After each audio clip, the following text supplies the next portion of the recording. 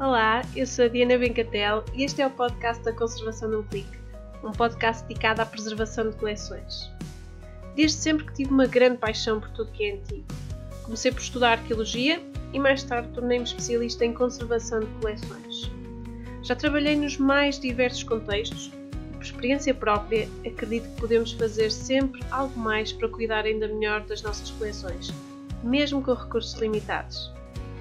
Criei este podcast com o objetivo de partilhar consigo conhecimentos e ferramentas úteis de forma descontraída e descomplicada.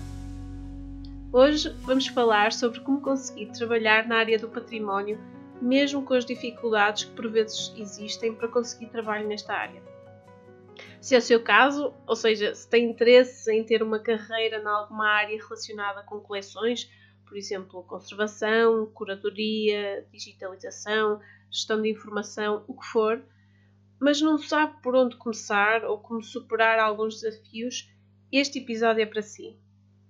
Vou partilhar consigo algumas opções alternativas que podem ser a solução ou pelo menos podem ser uma ajuda no início. Mas antes de avançar para as ideias que quero partilhar sobre como ganhar a vida trabalhando na área do património, queria deixar uma forte recomendação. Se ainda está a estudar ou à procura do primeiro emprego, tente fazer voluntariado ou estágios em instituições ou empresas da área. E eu acho que esta é uma excelente forma de ganhar experiência prática, para além de ajudar a construir uma rede de contactos que pode vir a ser muito útil. Para além disso, os estágios e o voluntariado mostram que se tem iniciativa e verdadeiro interesse pela área, o que é muito valorizado pelos empregadores. Eu, por exemplo, quando estava a tirar o curso de Arqueologia, participei todos os anos como voluntária em escavações. Confesso que foi muito duro para mim, porque passava muitas horas no verão a trabalhar sob um sol escaldante, mas sabia que estava a ganhar uma experiência valiosa, para além de estar a construir o meu currículo.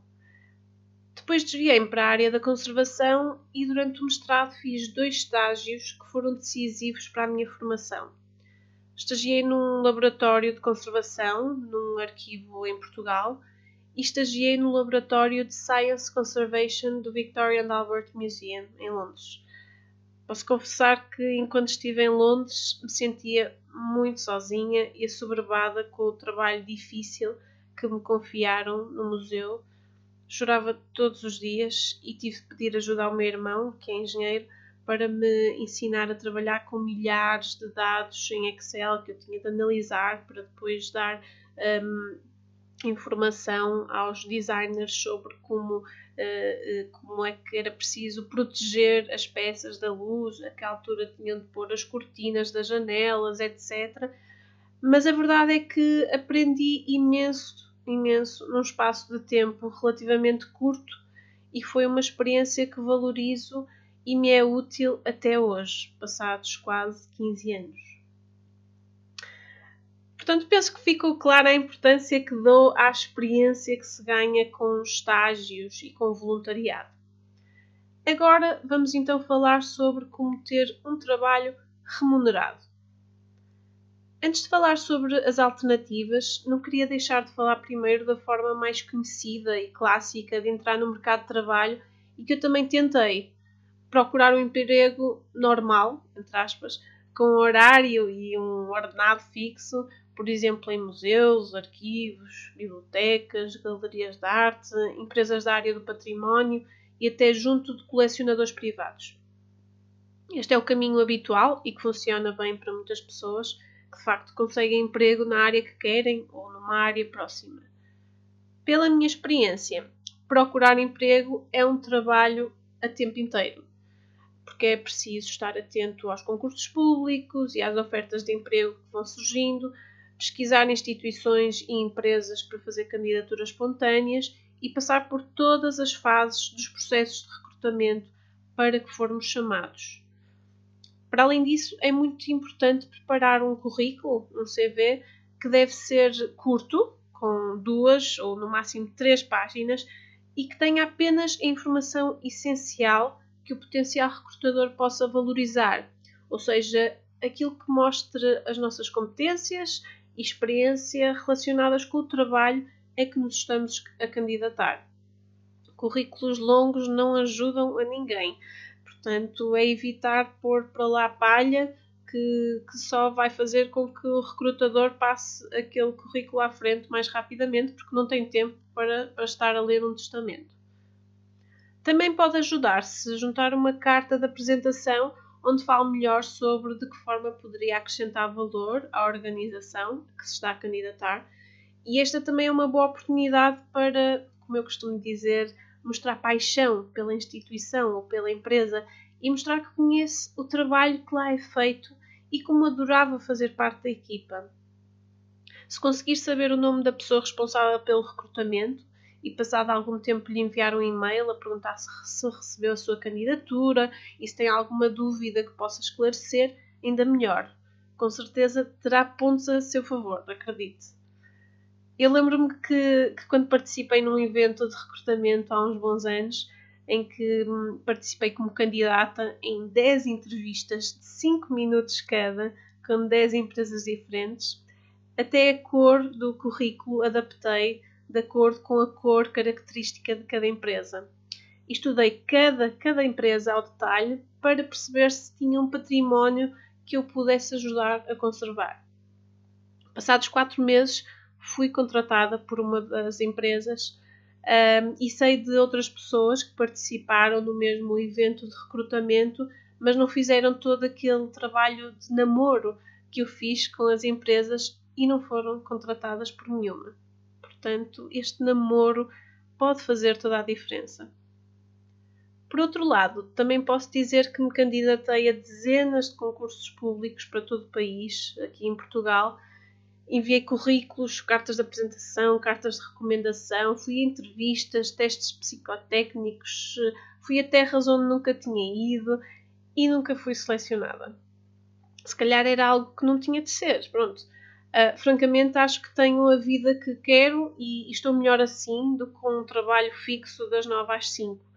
Mas acho que tive de tentar e passar por todo aquele processo de candidaturas e rejeição. Faz parte da experiência de vida. E esta é a ligação perfeita para falar sobre alternativas. Alternativas para quem não consegue arranjar um emprego da forma tradicional ou para quem quer ter mais flexibilidade e liberdade, mais controle sobre o seu tempo e sobre os projetos em que vai trabalhar, que é uma coisa que eu valorizo em particular. Como prometido, aqui ficam algumas ideias. A primeira é propor trabalho como freelancer a empresas da sua área. Contacte empresas que lhe interessem, fale sobre os serviços que pode oferecer de forma pontual e mostre-se disponível para colaborar se precisarem de alguém com as suas competências. Isto pode ajudar a criar uma relação profissional interessante. As empresas muitas vezes não têm a possibilidade de contratar a tempo inteiro, mas têm todo o interesse em trabalhar com freelancers. A segunda ideia é oferecer serviços por conta própria a clientes finais. Pode trabalhar de forma autónoma, trabalhar em casa e, quando for possível e necessário, usar o espaço dos próprios clientes para fazer o trabalho em questão. Neste caso, só precisa de investir nos materiais de que vai mesmo precisar e reduz os custos iniciais. Se precisar de equipamento mais caro para usar apenas pontualmente, contacte empresas da área e pergunte se têm esse equipamento disponível para alugar. Assim o valor é muito mais baixo do que se tivesse de comprar e depois não precisa de espaço para o guardar. Eu já aluguei, por exemplo, termoigrómetros para medir a temperatura e umidade relativa. A terceira ideia é fazer parcerias. Junte-se a colegas que também tenham interesse em trabalhar na sua área e criem um conjunto de serviços que possam oferecer. Eu, por exemplo, trabalhei durante vários anos com uma colega da faculdade, estávamos sintonizadas e dávamos força uma à outra, o que fez toda a diferença naqueles primeiros anos. Se for necessário, podem investir em conjunto num espaço e em equipamento que precisem, o que torna tudo financeiramente mais leve. Se não quiser investir num espaço próprio, nem puder trabalhar de casa, pode colaborar com profissionais que tenham ateliês ou laboratórios, dando-lhes, por exemplo, uma comissão pelos trabalhos que fizer sempre que utilize o espaço deles. Isto tudo para dizer que não precisamos de fazer tudo sozinhos. As colaborações podem abrir muitas portas e dar muita coragem. A última ideia que quero deixar é algo que eu também já faço há muitos anos. Partilhar o conhecimento com outros. Ou seja, dar formação a pessoas que sabem menos que nós e para quem a informação que nós temos é preciosa. As formações podem ser presenciais ou online.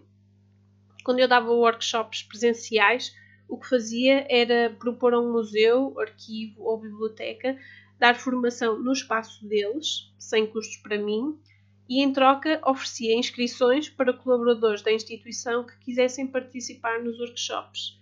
Assim todos ficavam a ganhar. Eu tinha um espaço adequado para dar formação sem ter custos de aluguer e a instituição disponibilizava formação especializada para colaboradores sem custos, para além de toda a divulgação que tinham gratuitamente através da divulgação que eu fazia dos workshops. O que começou a acontecer a certa altura foi que várias instituições começaram a vir falar comigo e a propor-me para eu fazer lá formações. Portanto, é só começar que depois as coisas começam a fluir mais facilmente. Se preferir dar formação online, pode usar plataformas como o Thinkific, que é o que eu uso, o Podia ou a Hotmart, que agora está muito em voga, que são plataformas perfeitas para criar e vender cursos online. Todas estas plataformas têm versões gratuitas, é só uma questão de explorar o que é que incluem. Vou deixar os links nas notas aqui do episódio para poder explorar. Vou ser sincera, dá muito trabalho criar bons cursos online e acompanhar os alunos, mas também dá muita liberdade. No meu caso, os meus cursos são pré-gravados e, portanto, os meus alunos têm acesso aos conteúdos sempre que quiserem, sem estarem dependentes de eu estar disponível. Portanto, ninguém prende ninguém, todos, tanto eu como os meus alunos, temos liberdade a nível de tempo. E eu que tenho agora uma bebé, valorizo ainda mais toda essa flexibilidade de horário que tenho. Faz toda a diferença. Como já deu para perceber, existem várias formas de trabalhar na área do património, seja seguindo os caminhos mais tradicionais ou optando por alternativas mais criativas. O mais importante é explorar novas possibilidades, perceber o que funciona melhor para si e não desistir. Se precisar de inspiração, espreite o meu trabalho no site da Conservação num Clique ou acompanhe-me no Facebook, no Instagram ou no LinkedIn. Basta procurar por Conservação num Clique. E chegamos ao final de mais um episódio. Muito obrigada por ter ouvido. Espero que estas ideias tenham sido úteis e que sejam uma ajuda para encontrar o seu caminho nesta área, se possível o seu trabalho de sonho. E se achar que podem ser úteis para outras pessoas estas estratégias, partilhe o episódio. Não se esqueça de subscrever o podcast da Conservação num Clique para não perder nenhum dos próximos episódios e, se quiser, deixe um comentário. Sou eu que leio e respondo a todos. Resta-me desejar-lhe tudo bom e até ao próximo episódio.